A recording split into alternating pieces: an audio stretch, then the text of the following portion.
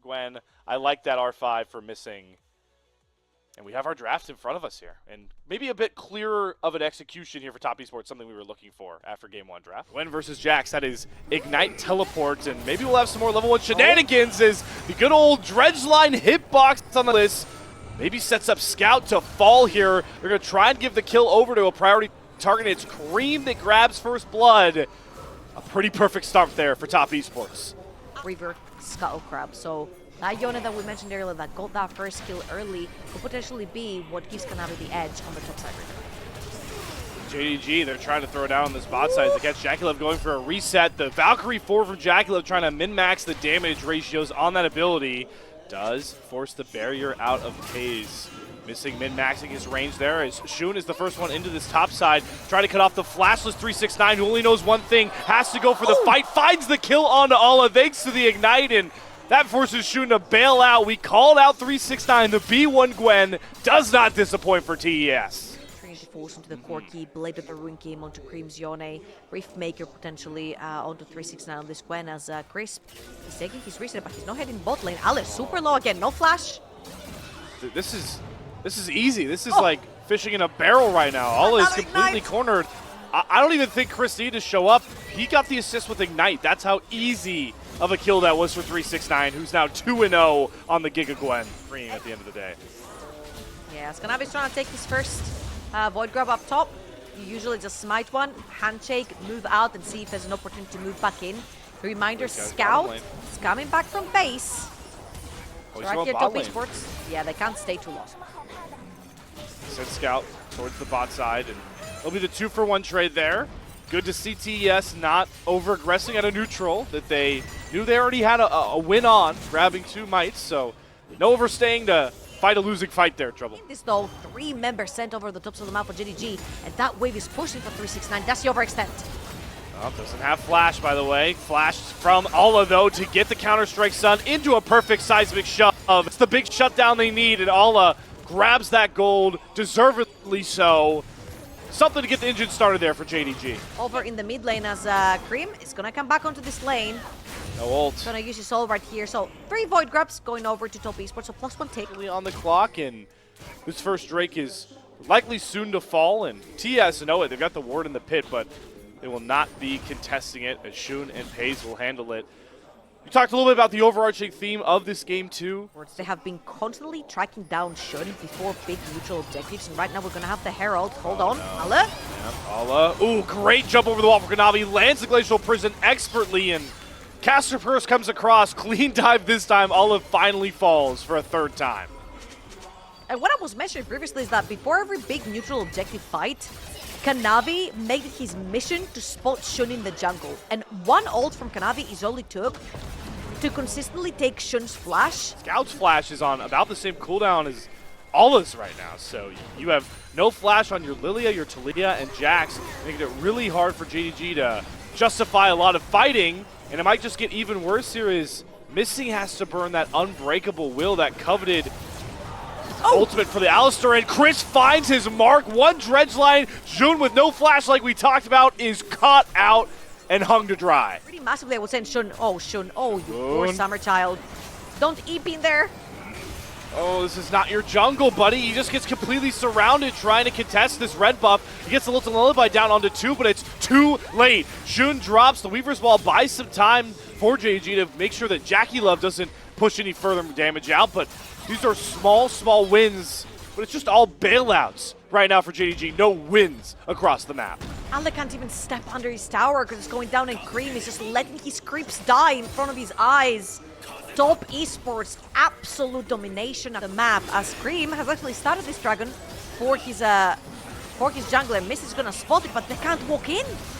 It's Crisp again with the dredge lines on point and Missing, adding to the burger total right there as the Alistar falls. Dragon grabs Weaver's Walls from Scout to try and play the map, and the range of this Jhin, the supportive ability of this Jhin is just not going to do enough, and the scaling for the Paze is not going to come through really any time in this game.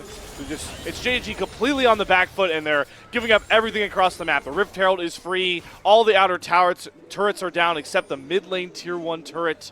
It's 9. Flashless. still has ult.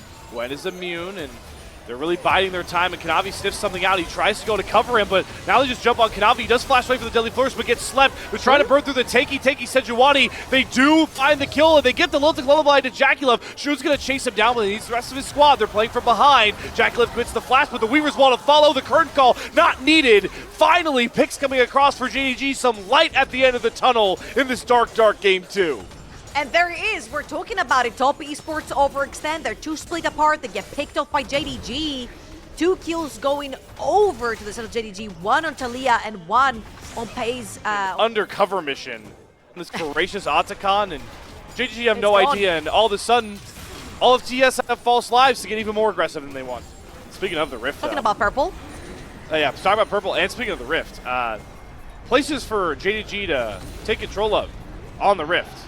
Slowly dwindling for another minute with the Voracious Otacon. And yeah, Cream is really infatuated with doing the jungler's job. That's the second dragon he's basically gotten all on his own. So Cream doesn't find its mark on his scout, so that's a critical ult down for the engage-oriented TES comp. It's enough of a window for JDG to look for the fight. Curtain call down, Alla on the flank, but he's pretty sectioned off all on his lonesome. Has to flash. Scout throws down the Weaver's wall to cut off TS's escape, but now this is turned right on its head. JDG, Alla getting chased down as the depth charge will land. He's going to try and hop to his teammate. The Glacial Prison lands, but the hop comes through first. Who's chasing who at this point? Who knows? It's Cream going forward with the Soul Unbound on a missing, who does pop the Unbreakable Will, but his health bar is far too low. There's the first kill. Do the floodgates open?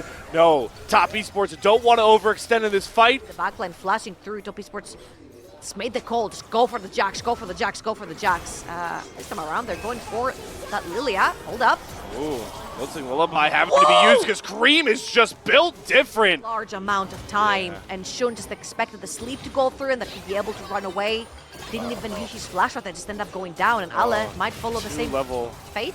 2-level advantage. I mean, this isn't even the same league they're playing right now, all in 3-6-9. We talked about the one fight JDG wins is when the solo lanes or TES aren't apparent, and right there, they both make key picks onto 2 targets. Grabs Baron in. Might have really just pushed this game over the hump for Top Esports as we all eye the game 3. Esports, then JDG. Exactly why the El Clasico has been such a fun matchup. It's because of guys like Kanavi and 3-6-9, who the latter really hasn't disappointed as well off that B1 pick. Kanavi's did, 3-6-9's didn't against his former club. I don't mind JDG trying for these things, because if Top Esports gets desperate or they overextend, they're playing through choke points, which is inside their jungle, and this is where that Lilia could potentially shine. Power play. Yeah, I feel like Top Esports didn't necessarily get what they wanted from this. Maybe a kill onto missing here, but...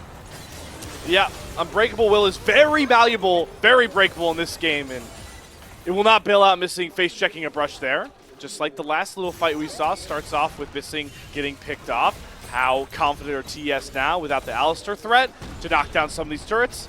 Answer, very confident. Mid inhibitor down pretty seamlessly as the base is broken open to JDG. I mean, this is not even a 4v5, right? They see Alda on the side lane, so this is a 3 versus 5 when you're 10,000 gold in the lead, 11,000 gold, excuse me, in the lead, even more than 10k. So JDG have to back off, maybe give some of those bounties. A couple autos, a couple of Qs. Yep, 3 items, extra BF sword, 1 QSS right there. Yeah, surely can walk up. Now they know that there's 2 members of JDG down the bot lane, so Top Esports are going forward. Yep.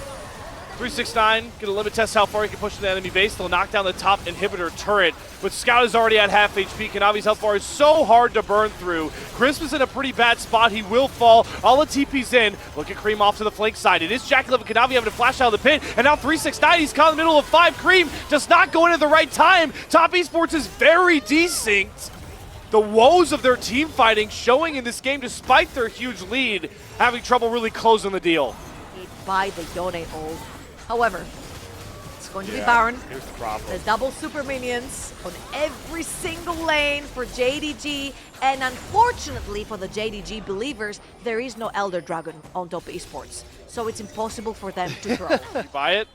Is that shooting flash down? That's been down the whole game. We're used to that. Jaculov, here's the fight. Jaculov's dead. Where did this come from? Alla gets the pick down. Gets into the stasis as well, pays on the flank. Oh no, it's happening again. Top, he can't close out games. JDG win another critical fight. That's all the Barons off top esports, except for 369 and Kanavi. Someone somehow said it on a co-stream somewhere while watching this game, and they've completely cursed the heck out of TES. All right, 4 items. JDG. Oh boy, here we go. Double TP. Do TS get sectioned Surely off? That's not. the one problem. Surely not. JackeyLove is completely caught. He's alone without flash. Alla has him sectioned off. The curtain call shots land. JackeyLove goes down first, but they still have the soul lanes to try and hold them up. 369 is very strong. Watch for Cream to try and dive in. Double stasis comes across. Cream goes in. Great golden by Scout. Cream is completely nullified as Alla knocks down Chris. 369 does find the kill on Dashun, but JDG still have the man advantage. All they have to deal with is the big bad Gwen, who does get stunned up, but is able to dash out until missing. Goes for the Alistair sec. Headbutt polarized, throws 369 into his entire team. He goes down next. It's happening again. Top Esports don't know how to close games. Oh my god, JDG with another teamfight win right here. They're gonna send Alla to save the two Nexus towers, and JDG are gonna secure their second tower of the entire game. How can they section TES off? Will we see the sync fight kindly come across as Cream does commit the ult just onto Alla, gets stunned up. The Mikhail saves it for now, but the crit shot nearly finds the kill. Kanavi does pick up the big time Baron as Shun is running a wild in the pit. Cream very low, Kanavi as well. Pace flashing after both of them, finds the kill onto Kanavi. JackeyLove is untouched and throws 369, and 369 wants to call game. The GA comes out for Pace. He pops back up, the sleep throws out the stasis. It's pandemonium on the map, but Pace is gonna crit shot 369 to the face. The big bad solo lanes are down, and JackeyLove and Chris have to run for the wayside. TES get buried, but it still doesn't save them. JDG have the chance to do the funniest thing in this series. JackeyLove still alive. There is still wave clear on the side of top esports, and JDG have committed most of their summoner spells and their ultimates. So it's gonna be just this particular inhibitor. There's no way they're looking to end it. They're just gonna back off right now. They need to set up for this Elder reset. Kanavi's back on the map. JackeyLove and Chris are trying to interrupt this Elder play. Do JDG throw this all the way at Elder? Kanavi, can he get in for the steal? Is he gonna go in? He gets it! Kanavi steals the Elder and saves top esports, but he's not done. He's on the hunt. He knows TES have the big bag Elder, and he wants to end the game right goddamn now. Alla's the first one to fall. The dominoes falling in a row for TES. It's the leader, the captain for top esports, the former JDG 5-year veteran that might have just stopped their miracle comeback. Top Esports with the miraculous steal from Kanavi are looking to finally figure out a way to end this damn game. They went from an 11k gold lead down to nothing, down to everything again. This Elder Dragon should signify game end for them. They don't have any waves. Like bot, mid lane and top lane are not coming in for years. It's got to be the bot wave, but you called it. They have Elder on 4 members. They're bringing Cream up as well. Baron's still available for JackeyLove. This has to be it. TES finally are going to be able to get over the hump. The Nexus turrets are getting burned with ease. Can Pace and Scout do it? They're losing HP rapidly. The sleep from Shun, it won't save them. 369 gets one. Scout goes into the stasis, but it won't save them. Kanavi just rescued this series for top esports, and we're going to game 3.